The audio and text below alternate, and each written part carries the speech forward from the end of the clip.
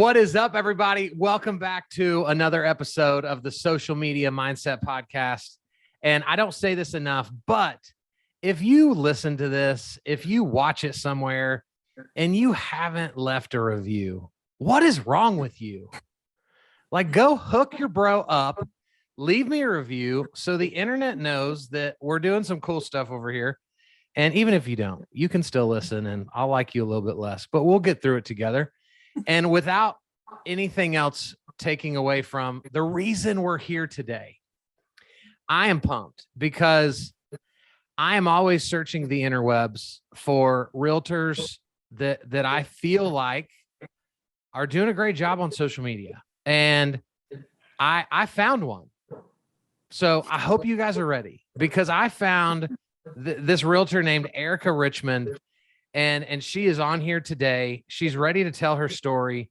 She was voted one of the top realtors on social media in Nashville, Tennessee. And now, not only does she sell houses, but she's become such a rock star on social media that she actually coaches other realtors on how to leverage Instagram. Erica, welcome to the show.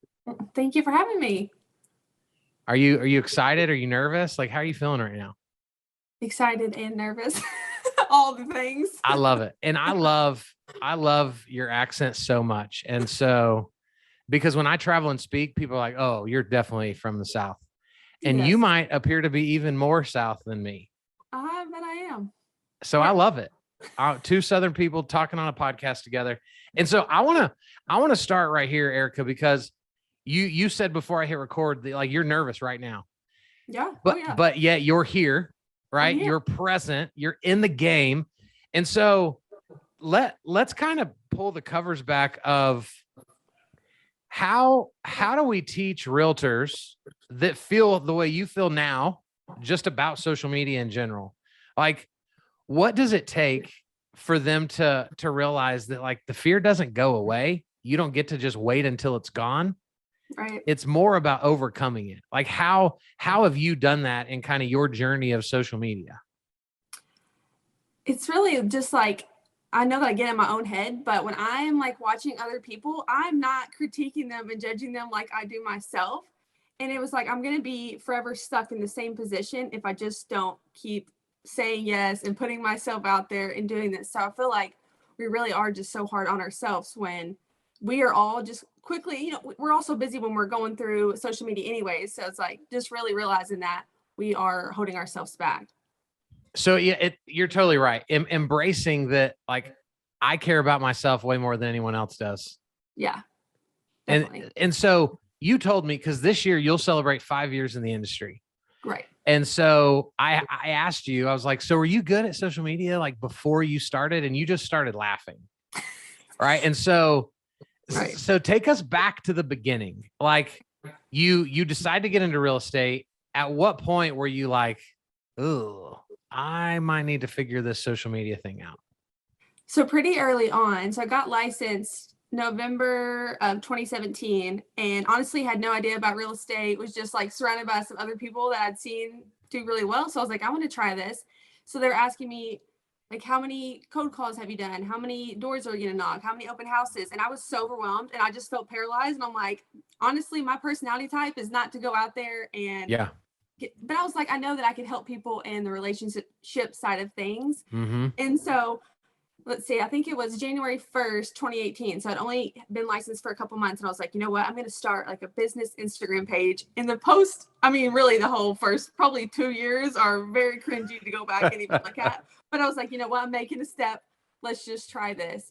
And so I actually, the first year of real estate, did run Facebook ads because I was just trying anything and everything. Sure. And I realized that I was attracting people, but not my type of people. So I was like, I want to have more control of that. And it's very hard to reach an audience on Facebook. So I was like, at least on Instagram, I can put myself out there and try to attract people that would like me for me. But I was literally just, I love to go back sometimes and just look at my first post, or somebody will scroll all the way to the beginning and be like, I made it all the way back here. I'm like, oh my gosh, I need to go back and delete like the whole first year. No, but I was just posting. Keep I was it. like, I didn't even know what to post. There was no strategy. It was like I think I've even posted like where we went out to eat. I just posted the plate, but I was just trying to like, I'm out here in Nashville, I'm doing something fun, So I really just kind of started posting random things.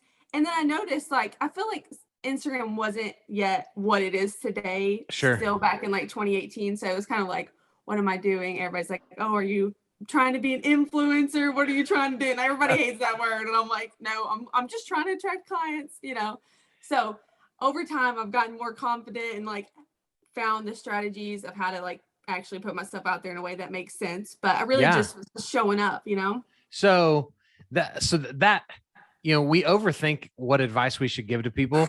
And the greatest advice, honestly, is I was just showing up and I look like an idiot and I post stupid stuff because everybody wants to be great. Yes. But we only get great by putting in the practice. Right. And so where in those first 2 years of what you called your cringeworthy content, like where were you learning like what to do? I mean, were you reading any books? Were you watching anybody on like on YouTube, or were you doing any of that? Or you were just like, I'm just going to throw stuff at the wall and just pray to the Lord that something sticks? That's the worst. Some people are like, what class did you take? Like, what course did you take? And honestly, it was just trial and error. Like I was just going head in first. Like I was just posting pictures, just putting myself out there, showing the houses I was selling, like doing the open houses, like really just trying to look busy and post things that I knew people would want to follow. I feel like we all get so caught up in like, what should I be posting? But you have to think, what do you like to see? But honestly, was just teaching myself. And I feel like that's kind of like the beginning stages of seeing what other realtors were doing at the time. But honestly, it was kind of just, let's stick it out there and see what ends up doing well. Yeah. And so, and if a post does a little bit better, or you get a little bit more encouraged as you go. But honestly, like I have a whole stack of books. I just changed this out, but I have a million that I still need to read. So that's on the to-do list, but really just kind of made myself So what do you remember like the moment, at that 2-ish year mark where like things started to get better? Was there a moment that you can definitively remember that was like the light bulb moment where you're like, oh, this, or was it just over time? Because for those of you that are listening and haven't looked Erica up yet, right? You're at almost 19,000 Instagram followers. Mm-hmm. And that's not chump change at all. Like that's way more people than you need to be successful in real estate. And so at some point you figured it out. What did kind of that transition look like?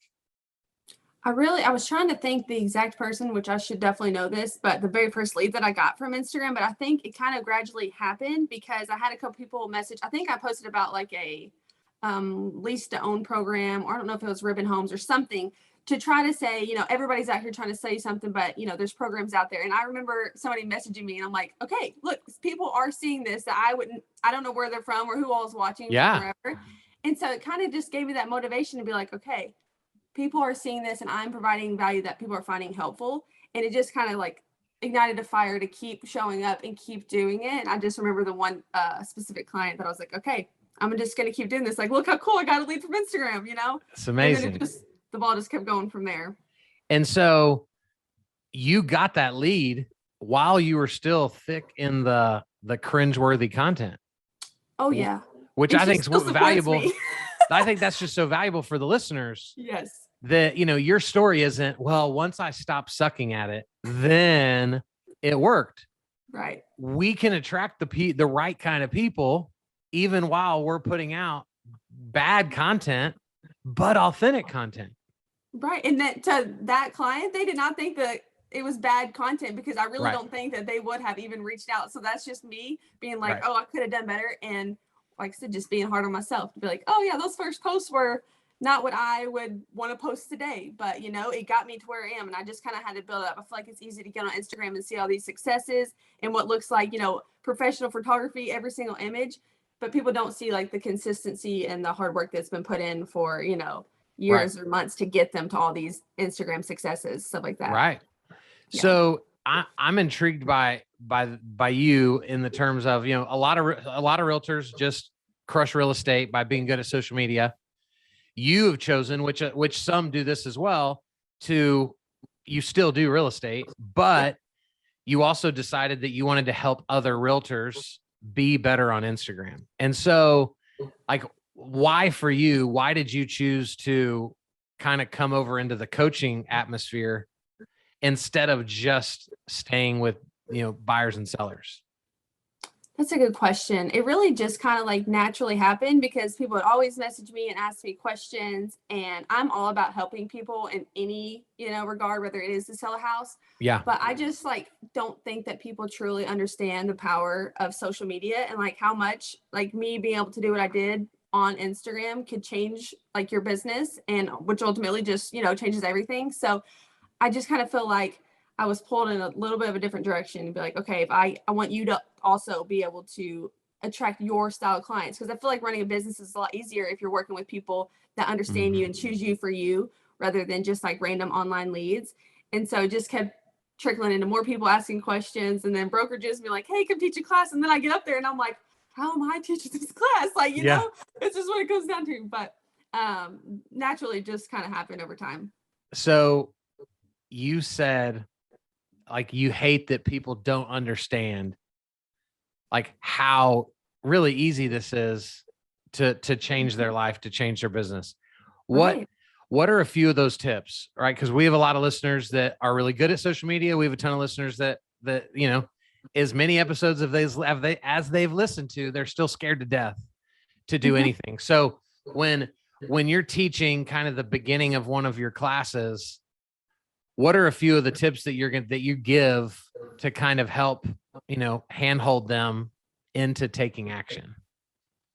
Well, I try to have them ultimately just decide who it is that they're trying to attract, because I feel like the reason people don't post is because they don't know what to post. And that just like holds us back. So it's like, ultimately, who are you showing up for and who are you trying to attract?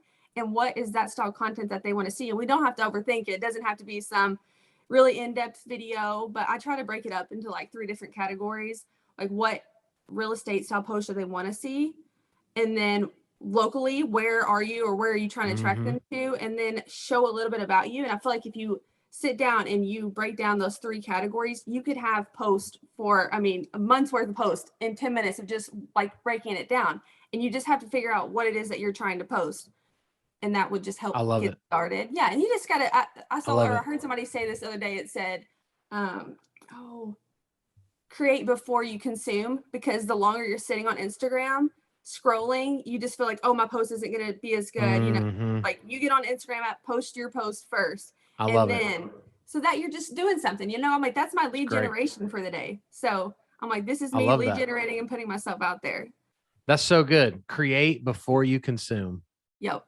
Guess what? That's going to get quoted in this episode and you're going to get credit for it. So who knows who you heard it from?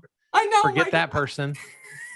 Erica Richmond said somebody that told somebody, but he stuck with me because still I post all the time, but I also find myself, I'm like, you're scrolling too much, make sure that you're showing up for you, and then go support and cheer, other people on as well. But that's huge. I've never thought about it like that. But when I hear you say it and I go, I'm way more likely to create content first thing in the morning. Because by the end of the day, I've consumed a ton of other people's content. And if I'm not careful, I suck. I'm the worst. Nobody likes me. Yep. And I'll do nothing. Right. It's unbelievable. So that's so true. Yeah. I'm so glad that you made that up so that we can quote you on this episode.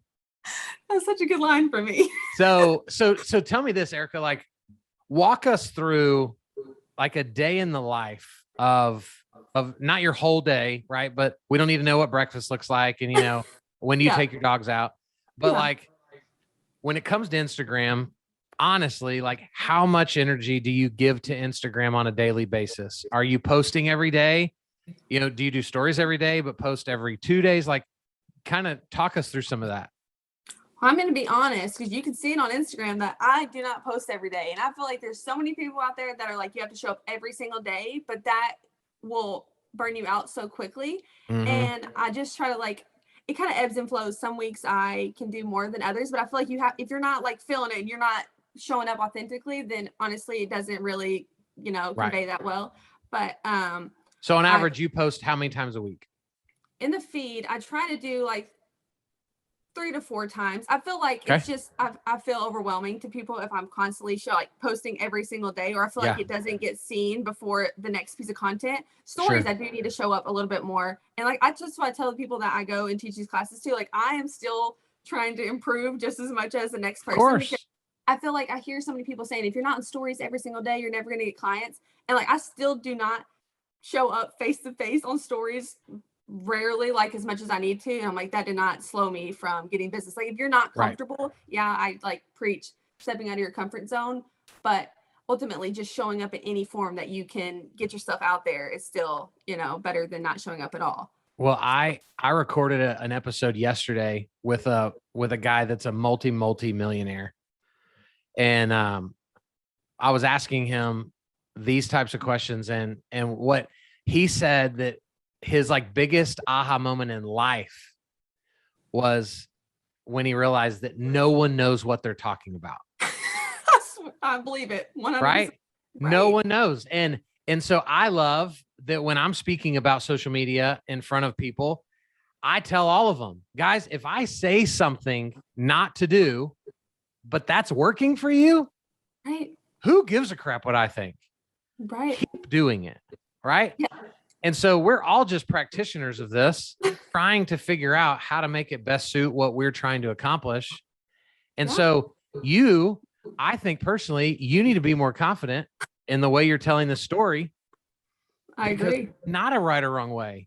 You and I don't have to do it the same way, and it doesn't make one of us right and one of us wrong. Right. No, you have to in so many different ways. Yeah, no, I agree. You definitely have to figure out what works for you. And at the end of the day, we're trying to attract different people that have different, styles of consuming content. So yeah, no, I agree. So from now on, next time I hear you on somebody's podcast after this one, I want to hear you just freaking boldly declaring what your daily workflow looks like unapologetically. I know. Because you're crushing it. Well, I appreciate it. You're doing a great job. And so in general, are you in stories every day? Now, whether it's not your face or not, but just are you posting something in your stories daily? I try to, for the most part. Yeah, definitely post something. If it's not me, I'm showing something that I'm doing, or, sharing a to-do list and kind of like showing me checking those things off so that I am staying like, active and getting, I feel like you can connect with people a little bit easier. And Instagram stories is just quicker to reply. So I do try to show up. And then, sorry. And so I want to quickly talk about something I saw you do today. And then I want to help the listeners see how you could have done it better. Yeah. It would have resulted in me sharing it. Right. Oh, you shared, right. It was awesome. I'm going to start doing this. So you shared like a virtual checklist of what you were doing today. 2 of them were already checked off. And then one of them said, be a guest on a podcast. And I was going to quickly share it, but guys. And so this is just me helping us understand the semantics, which make it harder and easier. Right. So I wasn't tagged in it. So I was like, oh, I don't have time to like take a screenshot and go, and then I got to go find you. And then I'm going to tag you. And so I was like, oh, it's fine. We'll do something later. But if I would have just been tagged in it, boom, it's in my stories. Now you're in front of my people. Right. And it's just such a simple way. Right. So guys, why am I doing this? Because we're the experts and we don't do it the most efficient way all the time.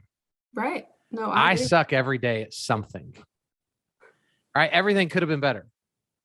And so that's such a great way, guys. So when you go follow Erica, watch the way that she just takes a simple screenshot of her, virtual to-do list. And what does that do for all the people out there who the consumer thinks you're lazy and do nothing? You're letting them see, this is what my day looks like. I don't just sit in my pajamas and put lipstick on and show up on a Zoom. All right. I'm putting in the work. So I love that you do that.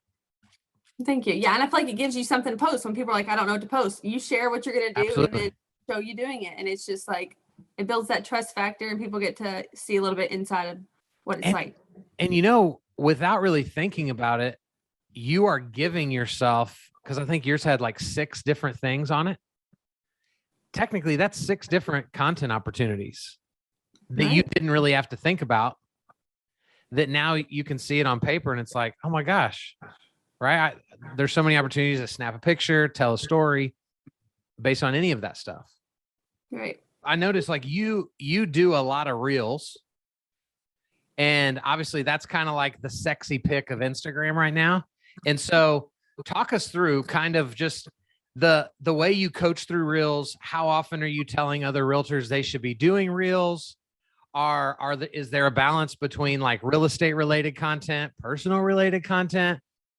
Give us that breakdown. So I just started doing reels just a couple months ago. I feel like I was holding off because that's just me not hopping on Instagram stories like the reels. And I was like, you know what? This is just me getting in my head. And I was like, honestly, though, it is so hard to learn somebody's personality through a post. So I'm like, this is a great way for people to see, like, I do have a funny side to me, you know, like I will show up imperfectly and it's fine.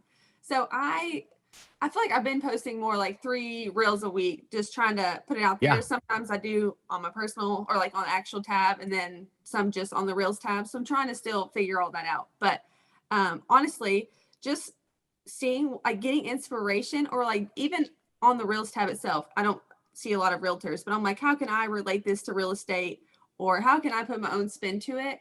And I feel like I just go in like creative spurts of like, oh, I have all these ideas. So I literally have like a Trello board, and I'll type in these different ideas of things I have, and then kind of piece them together with like different sounds. But with reels, the shorter the better. So it's like, honestly, doesn't feel like it takes as long to come up with the ideas or to really have to put a ton of effort in, because the attention span of people is really short. So as for how much should you post, I tell people, how often are you able to be consistent with it? Yeah.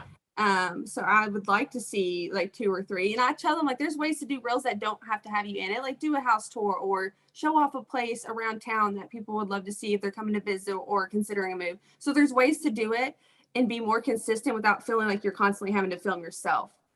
So I try to give like a little bit of balance between the two. I love that. And is there anybody you follow that you kind of gain inspiration from for any of your content from a creative place? Trying to think. Honestly, I follow a ton of real estate agents. So I don't really have a specific person. And I do feel like the humorous side of real estate and just being able to like make light of a situation or make it relatable is the content that's going to do best. But I'll try to narrow down some if you want to share it after, if I can. Yeah, sure. We'll put links in the show notes. Yeah.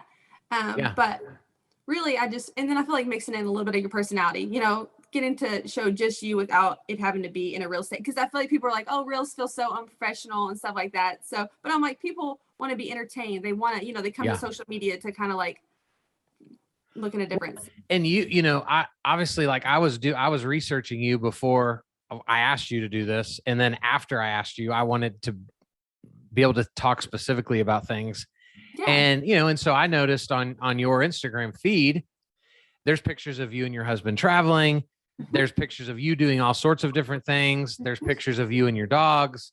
And so there's all these little easy ways for me to go, oh, she's married. Me too. Mm-hmm. Oh, she has dogs. Me too. Oh, I've been to that ballpark. Right. So you're giving the audience opportunities to see themselves as like you, which is what we have to be doing on social media to earn people's trust. Right. And I feel like when I am like, the content I put out is who I'm trying to attract. And so like I do share like the farmhouse, like that's the thing in Tennessee. Everybody wants a farmhouse. Like I've had like decorated my house about it. And I do post that I'd like to travel. And so the clients that I end up attracting the most love to build farmhouses, love to travel. And we just have these connection points because they've already kind of like came across my profile and was like, oh, look, yes, she sells the houses that I'm looking for, but I'm not the only person that sells farmhouses. They found like another way to connect with me. Mm-hmm. And that just kind of like sealed the deal. They're just like, yeah, you know, they don't care if I'm the very best person for, you know, the top realtor ever or not, because they trust That'd be a pretty sweet title. I'm the top realtor ever. But just have like that no like and trust factor already like out there for them to decide, yeah, you're a good fit. It's huge. Yeah. How many realtors have you taught and I've taught that literally have said stuff like, well, I don't want people to know that I travel because I don't want them to think that I'm not working. Right. And when in real life do we expect someone to like, wait, you don't work 20 hours a day? Right. oh, then there's no way you can help me. Like, it's crazy, but people for real think that. No, I agree. And I'm like, you know what? If you sit on Instagram and you act like you never take an hour off, then people are going to expect you to never take an hour off. Like if you're showing like I answer the phone at 1 a.m., 2 a.m., like people are going to expect that. So you have to Right. put yourself out there and show them exactly what it's like to work with you so that, So good. but that's what it's like. Yeah. So good. Hey, if you didn't know, like, you're good at this. If We're you working on needed it. that extra validation today, Thank you you. might have a future in this stuff, because none of us know what we're doing. That's the beauty of all of it. Right. We're all learning from each other. No doubt. And so I like to kind of wrap up the show talking about the most painful thing to most people, which is video. Right. Right. We talked about reels specifically, but just in general, most realtors, most lenders, they have a massive struggle with just being in front of the camera. And you yourself said you've done a lot of stories that you're not present in. And so talk us through like just your own personal journey with like, why do you struggle with video? But then how do you choose to overcome it? Because obviously you're doing it, but it doesn't mean it's because it's easy. Yeah. I mean, I feel like I said, it was just me holding myself back. And I'm like, I see everybody else being able to confidently get on there and do it. I'm like, it's just me staying in my head. So I was like, you know what? I'm going to like I saw this other day. It said something like, you only know what you're trying to say. So like, if you get on a story and you're like, man, I wanted to say something different, the other person doesn't really know what you were trying to say. So we're just still like critiquing ourselves in that sense. But I'm still working on confidently showing up on story and videos. I feel like reels, in my opinion, are easier because it's still like me kind of behind like a sound or me being able to edit it. So like going live is difficult. It's not, I'm not as confident. Like, oh, I'm live. If I say something wrong, it's on there, but I feel like just telling myself this is my like best way at connecting with somebody and them getting, because like if they never heard your voice or never gotten to like see anything other than a picture of you, they don't feel like they can relate to you as much. So I just had to just tell myself just to do it. Just do it. Just do it. Guys, for those listening, like, this truly is the greatest advice to take action. Do something.